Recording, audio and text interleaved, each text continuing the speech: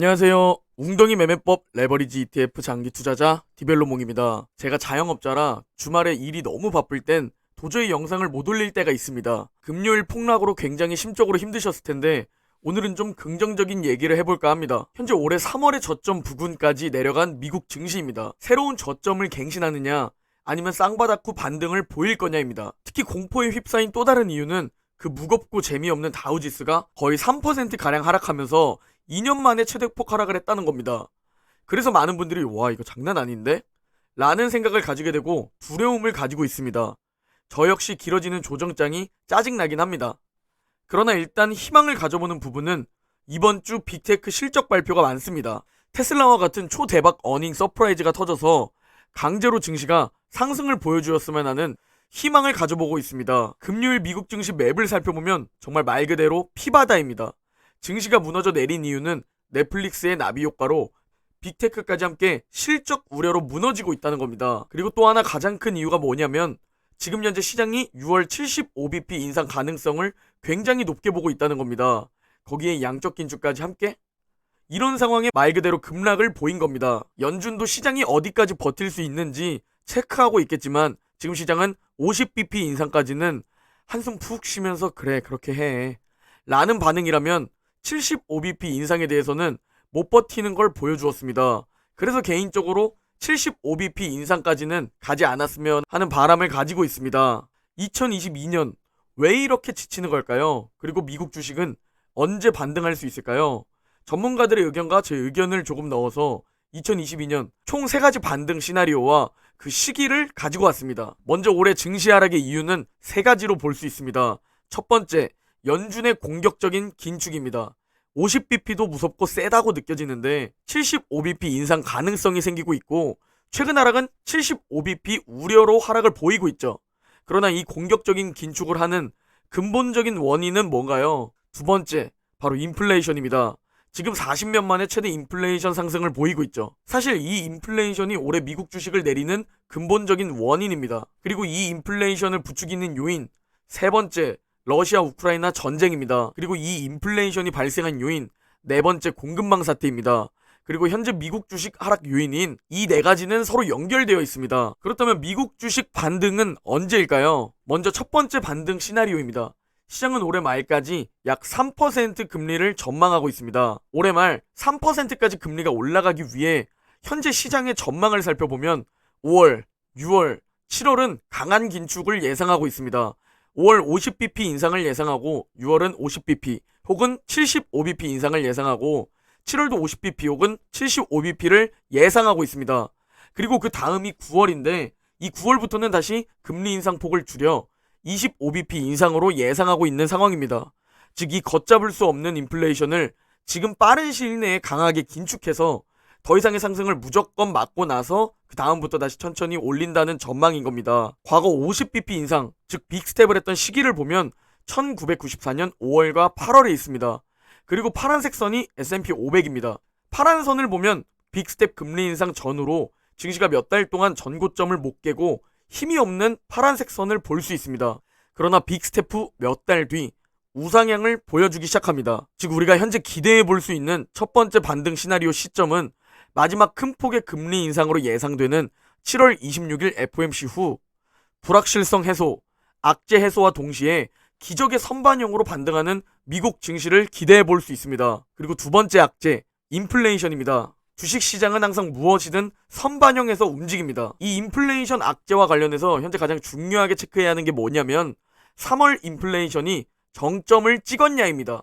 현재까지는 계속 상승률이 커져만 가고 있었습니다. 그러나 지금 모두 3월 CPI 8.5%가 정점이라는 기대를 가지고 있고 확 떨어지진 않겠지만 이제 정점을 찍고 하락하진 않을까? 라는 기대감을 가지고 있는 상황입니다. 그래서 인플레이션 정점을 확인하기 위해 다음 CPI 발표 시기를 기다리고 있습니다. 그리고 다음 CPI 발표 시기는 5월 12일입니다. 만약 8.5%보다 아래로 발표된다면 여전히 굉장히 높은 수치겠지만 주식시장은 인플레이션이 앞으로 하락할 것이라는 기적의 선반영을 보이면서 반등을 보일 겁니다. 특히나 인플레이션 상승률이 하락한다는 건 결국 연준이 공격적인 긴축을 할 필요가 없어지게 되는 겁니다. 즉 두 번째 반등 시나리오의 시기는 5월 12일입니다. 인플레이션 상승률이 정점을 찍고 하락을 보여주냐 안 보여주냐가 굉장히 중요한 시점입니다. 다음으로 세 번째 악재, 러시아 우크라이나 전쟁입니다. 현재 다들 5월 9일 러시아가 승리 선언을 할 것이라는 뉴스 들어보셨나요? 왜 5월 9일이냐면 5월 9일은 러시아가 2차 세계대전 당시 독일 나치에 대한 승리를 기념하는 날로 러시아의 주요 국경일입니다. 그리고 5월 9일 승리 선언을 할 것이라는 전망이 정말 많고 꽤 신빙성이 있어 보입니다. 러시아 우크라이나 전쟁으로 인해 그리고 이 전쟁이 길어짐으로 인해 반도체, 에너지 등 이미 심각한 인플레이션이 더욱 심각해지고 있습니다. 즉 세 번째 반등 시나리오 시기는 5월 9일 러시아가 종전선언을 한다면 증시는 반등할 가능성이 높고 결국 금리 인상과 전쟁 종료로 인해 인플레이션도 잡힐 가능성이 높아지는 겁니다. 즉 가장 중요한 건 인플레이션 상승에 대한 원인이 해결되어야 한다는 겁니다. 공급망 사태, 러시아 우크라이나 전쟁, 중국 봉쇄 등 말이죠. 이런 원인들이 해결이 되는 게 결국 가장 중요한 사항인 겁니다. 그리고 인플레이션이 하락을 보이게 되면 결국 연준은 큰 폭의 금리 인상을 할 필요가 없습니다.